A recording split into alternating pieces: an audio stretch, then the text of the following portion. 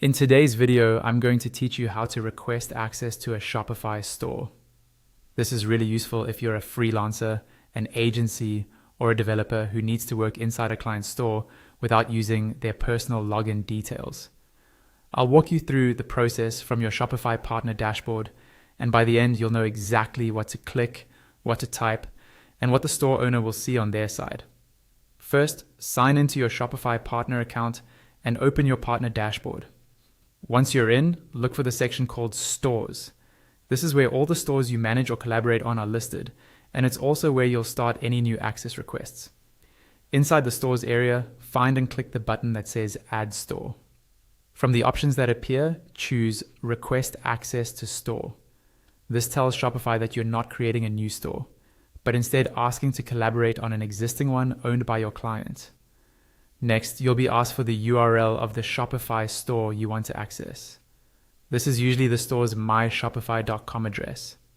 Make sure you copy it correctly from your client, because if there's a typo, your request won't reach the right store. Some stores are set up to require a Collaborator request code for extra security. If your client has given you a code, enter it in the field provided. If they haven't, just check with them and ask for the code before you continue. This step helps confirm that you're authorized to work on their store. Now you'll see a permissions section. Here, you choose which parts of the store you need access to, like products, orders, themes, or apps. Only request the permissions that are truly necessary for your work. This keeps things secure and helps build trust with the store owner. Remember, the account owner can always adjust these permissions later after your access is approved. Below that, there's an option to add a message to the store owner. This is your chance to briefly explain who you are, what you'll be working on, and why you're requesting these specific permissions.